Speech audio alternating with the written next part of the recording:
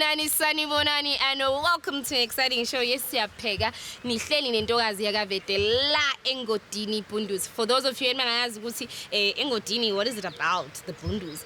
We are ehlathini basically all around ihlathi, ngapi. Hey, ngase ngivele ngisho nenyoka, but we are here and we are going to be cooking emlilweni. We've got Chef Richard namhlanje sobusipheka naye from the La Chefs enhlezi nibabona endaweni using fire. Today we have him right here nathi uzobe siphekela okwakhe asitshela ukuthi namhlanje utshaya kanjani ibhodo. Let's go see Chef Richard. Igama lami Richard Ndlazi, ekhaya kusemtobatoba ngizalelwe eMfekayi, khona futhi emtobatoba. Uthando lami lokupheka ngokuqale about ngiqeda umatric wami because bengangakuthanda kakhulu ukupheka. Even though ngangimsiza uma wami ekuphekeni because asihlala nabafethu abancane. So ngiye ngahamba ngawukhuphula izinga ngawufundela ukupheka eChristinamartin eThekwini. Ngase ngiba nethuba ukuthi ngisebenzele ama group amakhulu ngibalo Piedmont, o3 Cities, o-Procha Group, amahotela ngiwasebenzelile. Ngiphinde ngaba personal chef lapho engikwazi ukuthi ngisebenze khona omunye wabelungu Portuguese guy. And then I traveled most of the countries. Ngiye ngaba se Brazil, ngaba se Italy, and then ngaba se Portugal. And then nalawa amazwe amaningi ala eAfrica engikwazi ukuthi ngiwavashele ngalo ibhodo. So nje ngokupheka sengibe esekupheni maybe more than now 19 years I think. And then masisiqala lo msebenzi ngokusebenza abelungu nokusebenza ezinye izinkampani ngabe sesidecide ukuthi no, it's time for me ukuthi ngikwazi ngiqale lami ibusiness ukuthi ngithuthukise mina ngaphandle ukuthi ngisize ezinye izinkampani.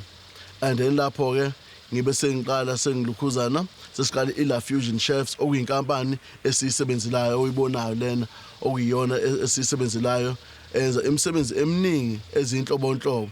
iLa Fusion Chefs umbrella because lapho senze catering, ama live cooking, ama training, sizenze hotel management and then business advisement lapho siza khona also ma business and business development.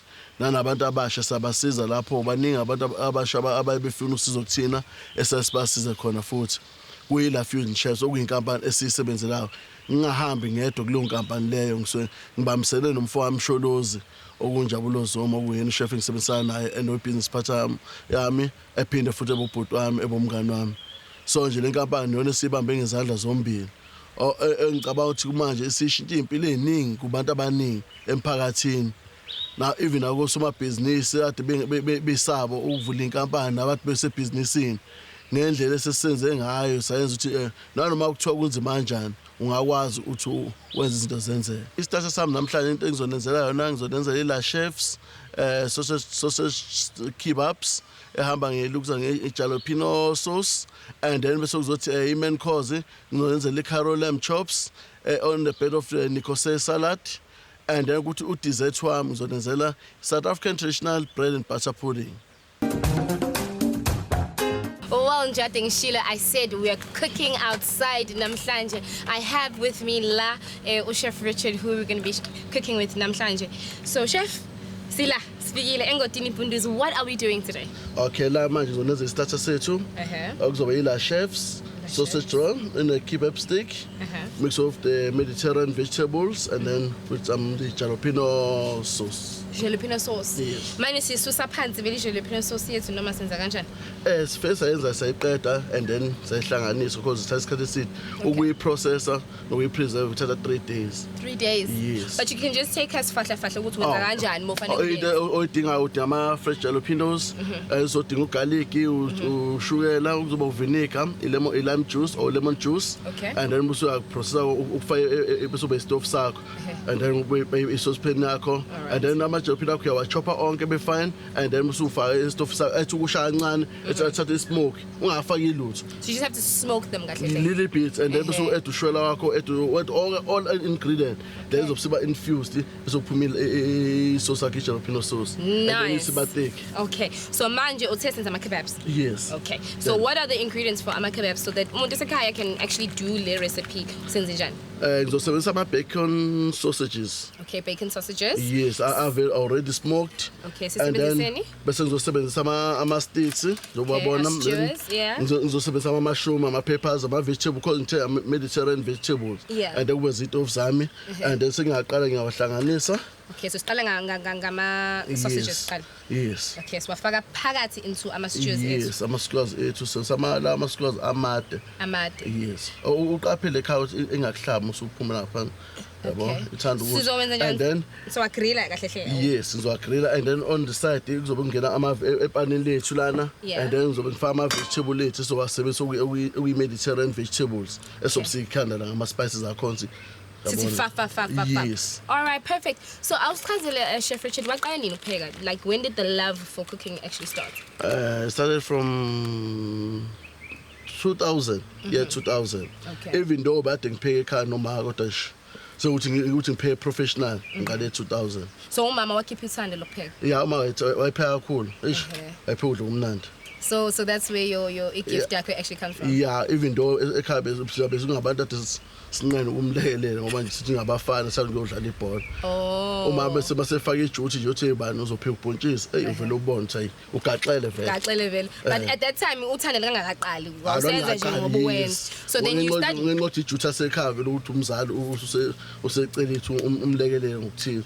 After that ngase ngahamba ngakufundela ukupheka. The chef is currently chopping ama-vegetables akhe. Ngiyabona ukuthi ama-sausage ethu sesiqedile kuwafaka ama-stews.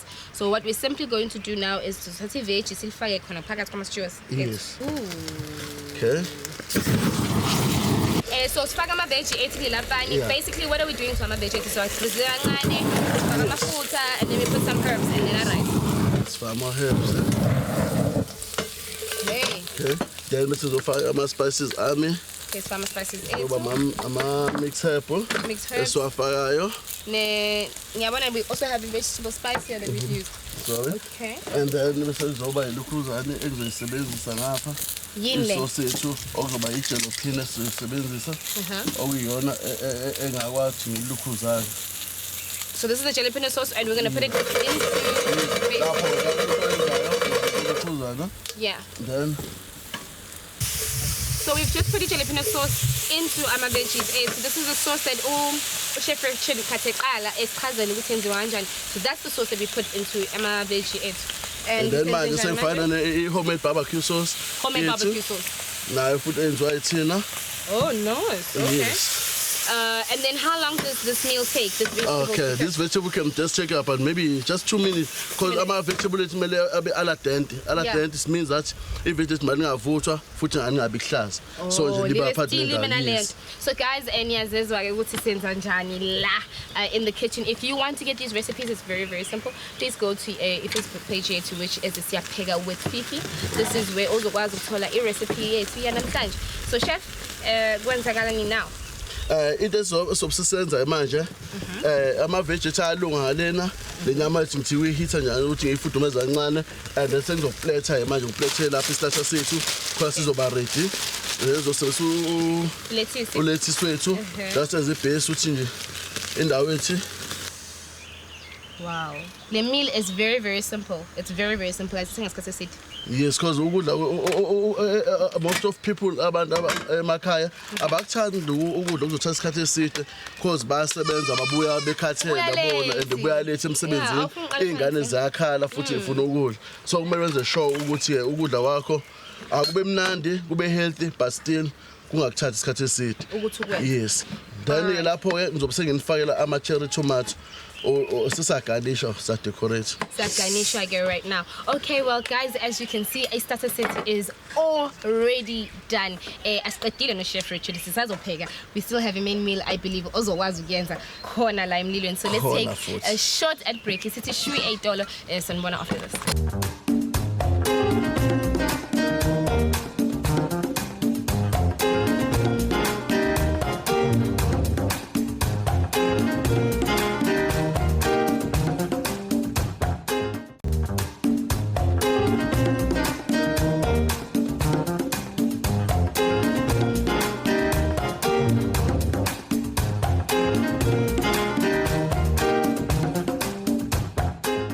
welcome back. Sithemba ukuthi you enjoyed that short ad break.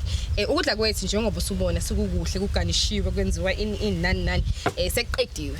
Sekushoda ukuthi mina kahle hle ngikutaste and then ngize ne final verdict to chef ukuthi uyashaya noma ushaya. Hayi. Okay. Hayi. Ngiyayibambela la. Hayi ungayibambela. Okay. Okay. This is nice, chef. But ngifuna veg. Ngizele ya sauce yakho. I like this. Yazi khona imfihlo ngifuna ukutshela ngeCorean. Okay. Yasiza ukuthi iluzane iprint yakhe ibe itle yabo unwe kahle iprint yakhe ya. Wow, guys. Uyayideleni uklina isikhumba futhi. Isikhumba? Yeah. Ama herbs nje hayi. All right, guys. Well, like it's really easy to make this meal, and if you also want to use coriander, you can use it for your skin. Yes, But if it's yan iti lana, it is a keep, man. Hayi. How's that keep? Sanga kumem. Sanga invite. But it's good. We still need to do a main meal. So as and then let's prepare for your main meal yet. Hayi akunankinga. All right, guys. We'll take a short break, and we'll prepare for your main meal yet. Ngintshelile ukuthi nginiphathele okumnandi kuphela sisapheka with the chef Richard la ekitchen engodini Bhunguz la sikhona chef. Yes. What are we doing for the main meal? Ngizonenza iCaro lamb chops with the Mediterranean Sitlo caro. Ngiyaku uCaro smanje. Manje. Ongenayo sauce. Ongena sauce. Ongena jus. Ongena crave. Ongena crave. Ucaro njani elona? 2019. So valisa nje 2019. Okay. Oh, okay. Asuvalelise in style yabo? Yes. So ongikhombisa ke this new. Into siyenza sina ama vegetable ethu, mixed vegetable esizobusinayo lana. Okay. And then ngizo infuse la ngama spices lana. Ngithenga farmers amancane because into esisehlathini la, into esenzayo asidingi isivalo. Ngithatha elinye ipani. Ngivala ngayo isivalo. Then lana nepani lami nama lamb chops sami ezosizwaqala fresh rosemary. Siyenzani Sikhanya into ekuthiwa imarinate. Oh, so we're actually making a marinade for ilembu zinyama yethu. Okay. Khumbula ama lamb chops athanda uba nephunganyana elincane bese ngithi dash of fresh coriander. Oh, bulala lo phungu. Okay. Then ngizokufaka ama dry mix herbs. Oh, nice. And then the spices sikhona lana. Ngizofaka lemon and herb. But ama zest. Ama zest so we ungazenzela yakhe khamuna nasihlahla lemon. Uthatha lemon yakho uyagrate ngaphandle lokho ukuhlala isikhumba phela. Yes, then ushela kuphela. Then usasqueeze ijuice. And then use the zest. Yes. Okay, cool. Hey guys, it's fundo okuningi namhlanje. So we're just going to marinate it in there. And a little bit of barbecue spice. Barbecue spice. Okay. Then the stuff some lana. Kumanje sashisa. Ipani lami on. Then milishisa ipani. Yeah. Uzofaka phakathi. Yes. Into engayisho ipani lakho kumele ibe phana indawo or moderate heat. Ekitchen sisho kanjalo item lakhona. And then bese uzosebenzisa iolive oil yami. Sifaka khona enyameni. Yes, enyameni. All right. So must usifaka le pani no thing to farm futhi because ikhona mos enyameni. Akhona. La epani nje even amapani ngiwasebenzisayo sebenzama non-stick pan. Shutha amapani anganamatheni phansi musebenzisa. But still sisenza ukhaya. Senza uCaro manje ongena sauce ongena grave. Akawubona. Okay, angaze ngawubona. But ke you know come 2019 bye-bye. Sithi bye-bye in style I can clearly see. And njengoba nazi if you want to get these recipes please go onto our Facebook page and type Siyapheka with Fifi. Ila uzokwazi ukuthola khona these recipes esinawo la. And then uthola khona if you want to be a chef upheke nathi here on Siyapheka that's also very easy. Call 035 789 8855 ila ozongithola khona and I'll come cook with you. Chef, what's happening? Now, ipana mabonje muthi into abangifundisa lo moya ugogo angisebenza naye one of the hotel semdala ejabona engangibiza ngochef engibiza ngomzukulu ethi ufuna ukwazi ukuthi ipana lakho liyashisa ngokwenza nje uvubeka isandla sakho ubaleka u10 then if you can reach u10 ipana kuselira liyashisa manje. Oh, so ngiyokade ubala uthi wona ngabotha hayi ngeke ngisafika sekuright then ngiyathatha ama lamb chops sami uthi na fresh kanjani it's fresh onke nama herbs sami then ngiyafaka phakathi. Oh, it needs to make that lovely sound. Ngiyayithanda mina le sound. Let's Ama-veg ethu yabona ase-right ke manje. Yeah. Into esiyenzayo sesawadraina manje esiwakhiphe emanzini. And then what are we doing now? Yabona-ke then lana into engizodinga sengithatha onyanisi engizobusengufala. So sisiwa-anyanisi kube yini ama-slices? Uzoba ngama-slices anyanisi wethu esizobenza ama-vegetable ethu. And inyama ejwayele ukuthi inwamnandi kanjani Fifi? Yes, lo curry lo kade ukhuluma ngawo ngiyabona ukuthi ukhari ka-2019. ongana-jus, ongana-gravy. Yes. Ukhari besimanje manje. Ukhari wesimanje manje. Umama wakho angawuvuma lo curry? Hayi ngiyakutshela. Angawuvuma? Angawuvuma uthi wesimanje manje nje. So we drizzle some oil And then then then sobusifaka anyanisi wethu laphana. Then right. uzofaka ama-peppers ethu. Ma-peppers ethu azongena. Ama-slices. Alright. Azongena futhi. Azongena la. Yes. But you're not looking for it to be too cooked. No. Ufuna ukuthi nje asotheke kancane. Into esiyenzayo ukudla kwethu yakhumbula eqayithe. Inyama yethu, we've just taken it out. Did iju kade siyenzile lapha eceleni that the chef had prepared. Wafaka khona inyama yakhe. As you can see, this is going to be istarter sethu esizoyidla nayo i-main meal esesiyenzile. Ama-veggie are nicely cooked. Everything is cooked nicely. Sekushoda in la, chef. Into esishoda manje sengiyawahlanganisa ama-veggie ethu. Estofini sethu. So you can apply a bit of heat. Uhlanganise wonke lama-veggie anilo salt no juice that siyithole from ilamb. While the chef is busy doing that, asihambeni sithi shuwi $8 and then sibuye after that where we will be doing dessert yet. We'll see you after this.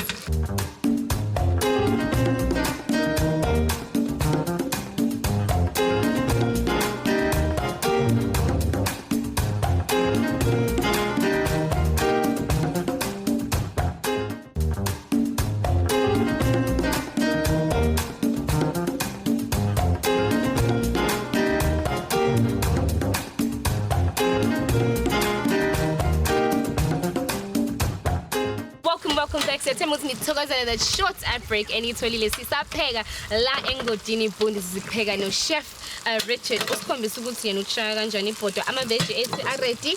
Yena ngiyithathayo chef. Ungineza la gas la. La gas engiyathunywa la. Okay, And then what are we doing? This is a fire gas. Oh, try gas. Okay. So, this is a gas stove. No wonder the machine. Okay, so right here manje. So what's happening now? This is senza manje. And then mix ama-veggie ami. Ngiyasauteya. Okay.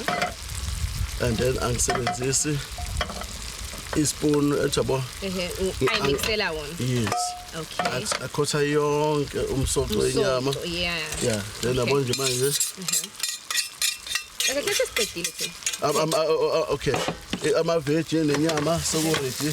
Sengiyapletha manje sokukhipha esadini ngenza u-dessert. All right. So yini ozoyenza manje si-clearishe indawo la sokwazi ukubeka khona i-main meal yethu. Yes.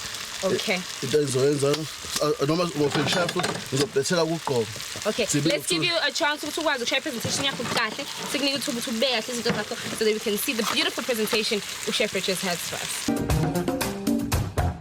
Well, i-main meal yethu is done. Ngisayicashisile kwabanje. I want you to see it mase siqhamuka. Yo, chef. Wenza kanje. Yenza nje lokho sekusuka. Uyamosha. Nesiphinde siku-invite wenza kanjena. Nesiphinde. Ukhara ka-2019. Hayibo guys, nisazoyibona lento engiyibonile. It looks absolutely delicious. You're going to see it at the end when I taste ukudla kwethu. But for now, senza i-dessert yethu.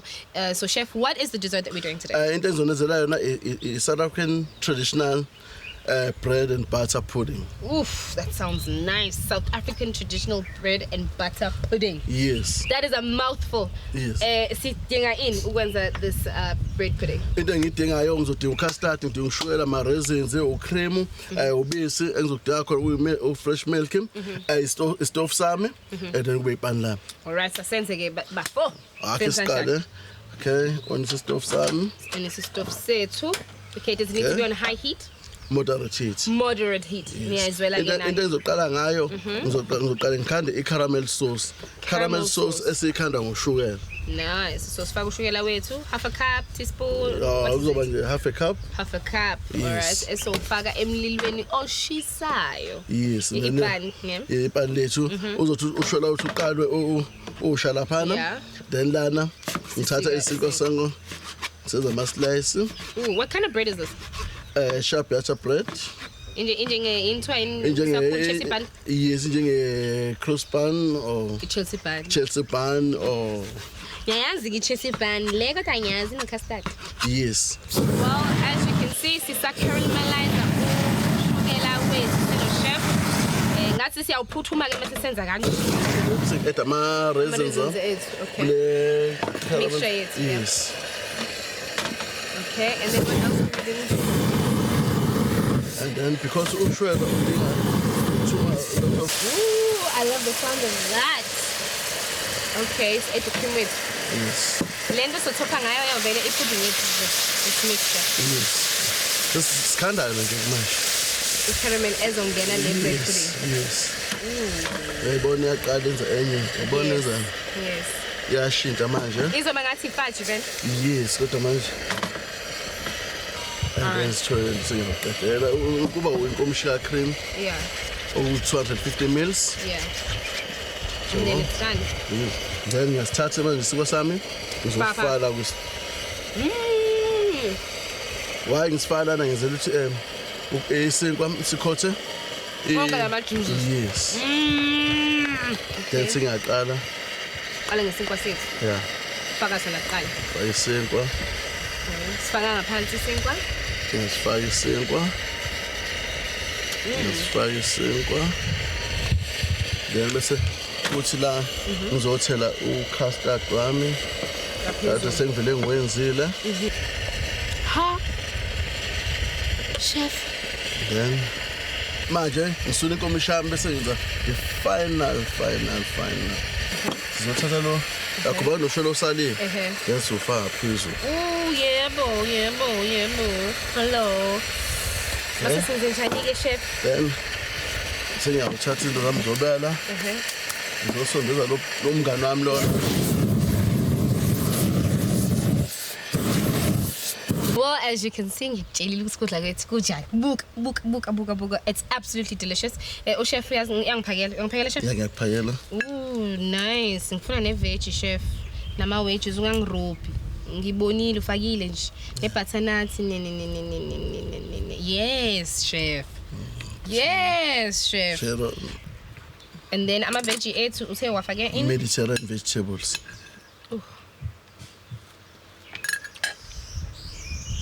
Thank you. Juicy, sweet, meaty, saucy. Yonke into ongayicabanga emnandi ikule nyama. Thank you.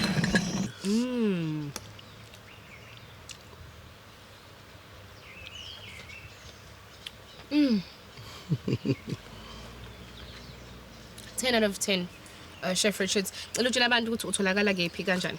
Okay, ngiyabonga kakhulu uChef Richard lona Ndlazi osebenzela eLa Fusion Chefs. Sithola 073 922 6448. 073 922 6448. All right. Inamba ya WhatsApp ku Instagram satholala uLa Fusion Chef 6 and then Richard Ndlazi and then noma uChef_Richard_Ndlazi or ipage leLa Facebook La Fusion Chefs. All right. Niyazwela ke nani ukuthi we have La Fusion Chef. We just had Chef Richard cooking with us, and next week we're still at Ngodini doing best. We will see you guys next week. Mina nani sobonana next week. Bye bye. Bye bye.